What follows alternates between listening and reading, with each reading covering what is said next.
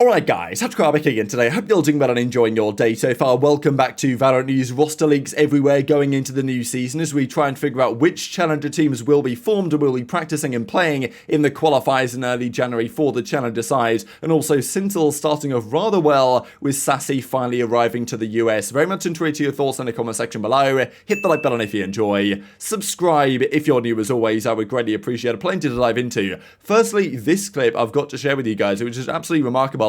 I've never seen this before. I think some people have said they saw this on Tarek's stream a couple of months ago. But here we are in ranked. We're in a 1v1 situation. This guy disconnects from the lobby and then immediately reconnects. I'm not sure how he's actually able to do this because maybe he just briefly unplugs and replugs the Ethernet cord in. I don't exactly know. But he does it so quick that he disconnects from the game. And as he disconnects right here, so he pretends to disconnect, or he doesn't pretend, but he actually does. And then after he disconnects from the lobby, a third person view then appears of the spike. Now he times this well with just when the bomb goes down over towards the site, and therefore all his teammates can see where the bomb is planted, where the player is going, and get the free information for him. He then comes back into the game and reconnects to the lobby, and now they tell him, oh yeah, hey, like the player's over this side, that's where she went, and then he can go and get the kill and win the rounds. So this is quite incredible. I've never really seen this before. Apparently a new tactic for winning 1 versus 1s in Valorant, and if this is replicable and abusable, then it's actually quite a big deal. So very much enjoyed your thoughts on that in the comment section below. Quick thing on NRG here I thought was funny really with Victor. I'm done playing Val until practice starts. Managed to smash a hole in his desk here. I don't know if he was just frustrated and slammed the the mouse down or something like that. But I mean, yeah, unlucky to Victor Wong. So yeah, we'll see on when practice actually starts for NRG, just because as we saw yesterday, Asuna was like, look, these teams, Sentinels, these other rosters, NRG for example, aren't having a great time not practicing. They're falling too far behind the top teams, or well, at least as Asuna sees it right now, the top teams being 100T and Cloud9, and maybe NRG do need to catch up quickly. And even just to say that I can't go a day, and of course, like, Marv is good friends with Chet and Victor and all the former OpTic guys, but there is like not one day that goes past where Marv doesn't tweet at one of these guys. So it just like, I don't know, it just feels like there's only a matter of time until Marv tries to wiggle his way back into the VCT somehow, and of course, maybe especially so because Masters in Tokyo is quite an exciting prospect for him,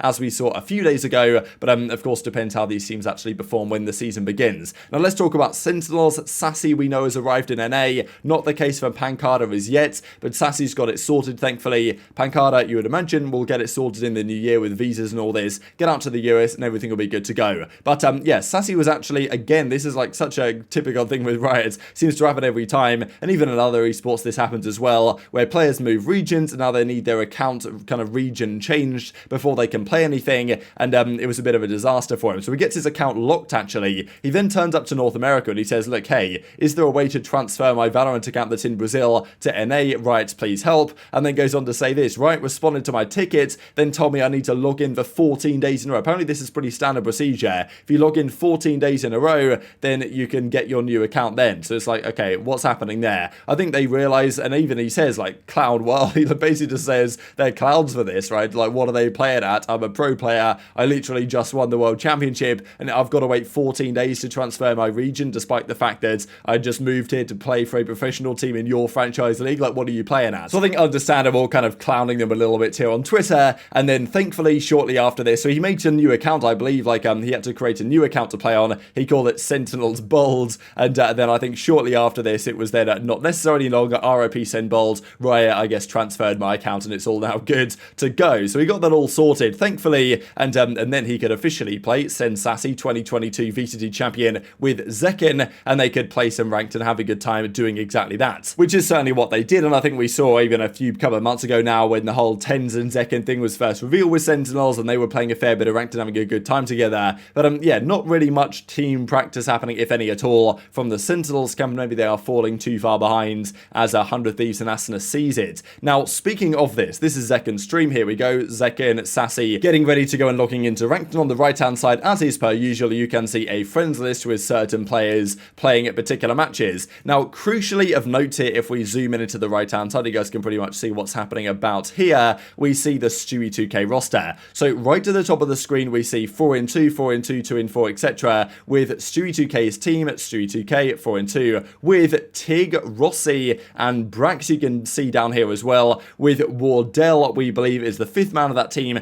That is now seemingly the new roster. So Tig, Rossi, of course, Rossi formerly TSM. Tig, I believe, was on LG for a time, I believe. Then maybe, I think, Shopify Rebellion. So yeah, Rossi then from TSM. Stewie2k, of course. We all know Stewie2k. Brax, another, legend for many reasons in the CS side and also from the content game. And then Wardell rounding out the roster. So that's their team of 5. That seems to be kind of set in stone now. I think we've heard rumors about this for a couple of days, and that might well be a full roster going into challenges. But as I say, they've got to actually win the qualifier. We still don't know as it stands. We are not many days out, 10 or so days out from the start of the first qualifier. We still don't know which 6 teams, up to 6 teams, will be invited through by Riot to the challenger scene automatically. There's an argument to say no team should be invited, and it should be all qualifier based, but, for me, it's online qualifiers. It's always a bit suspect. The teams with the actual top tier professional players that were in the franchise league before, the guard phase, even G2, they to me should probably get invited. Shopify Rebellion for sure, right,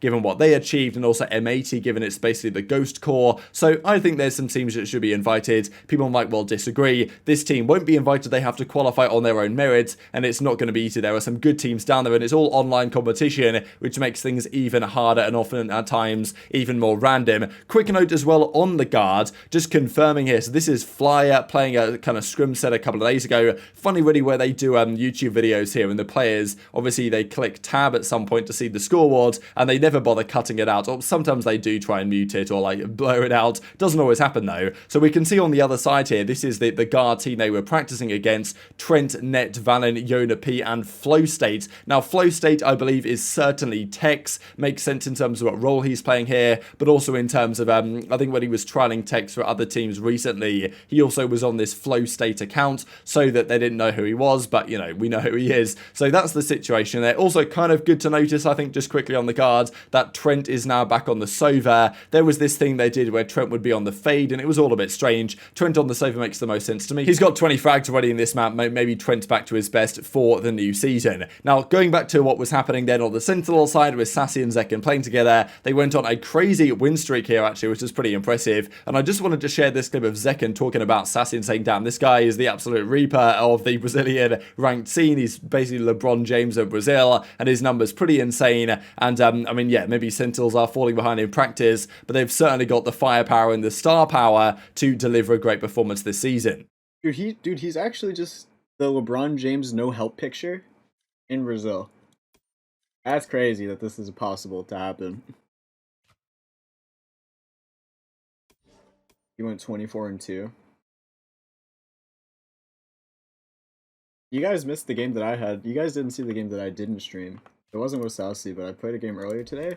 I had the best game of my life. Okay, maybe I don't play Yoru anymore. I appreciate that. Thank you. I think you have flashed me like 6 times. I was purposely not calling the flashes.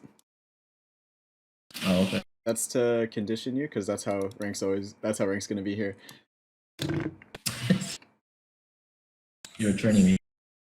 Because then when I call the flashes and scrims, like, it'll be so much easier. And even Zekken going on to say that, yeah, they went 7-0 in that set of ranked matches that they played. Pretty crazy, but indeed, that was the case, it seems, last night. Now, before we close out the video, I wanted to mention this from Ye. This is a topic which comes up every so often here by the pros. Even I believe TenZ was talking about this on stream, stating that it's frustrating for him that there's only 10 players now in the deathmatches. He feels like it's too slow. There should be more players on the map. Like, that would be his perspective. And to me, Valorant deathmatch is just like, compared to like Counter-Strike deathmatches, and CS deathmatches aren't great, but like they're way better than Valorant. They're way more fun in my opinion. And even as he says, there's several things he would change. Should be different modes. First of all, this is one thing that I don't believe it's built into Counter-Strike, but in terms of you can go into like a third-party community servers and you can play like pistol-only deathmatches and stuff, which is always quite fun. He reckons that should come to Valorant. Then also longer time limit, no first to 40 kills, which is probably unnecessary to be honest. Speed up the respawn time as well, similar to the warm-up periods, add more people, and can select maps as well, which I agree. Like playing Breeze with only 10 people is like you're just running around trying to find someone at the end of the day. It just feels a bit frustrating. That's what TenZ believes as well. So yeah, maybe Ye is right to think that DM needs a drastic rework. I probably agree. Definitely intrigued to your thoughts on that one though in the comments section below. And just a couple of things to close out with. Speaking of Breeze and binds, those maps are going to be gone going forwards, but if you guys are looking for the best teams in the world to kind of look at strats for and stuff on these maps, OpTic were by far are the dominant team here. It was kind of impressive, all of these numbers here, especially their eco win rates. They won 54% of their eco rounds on bind. Like, that doesn't even make any sense, to be honest, but apparently it's true. Look at the other teams here, FPX and Fnatic way lower. So yeah, FNS was just a mastermind on this map, and it might well cost NRG going forwards that this can no longer be part of the map pool going into the upcoming VCT. And given we just mentioned Breeze, these are the same stats here for the top teams on Breeze, Loud, DRX and Liquid, topping the charts here with some similar stats across the board for the top guys. So very much interested your thoughts on all this stuff in the comment section below. Hit the like button if you enjoyed, subscribe if you're new, take care, and I'll see you next time.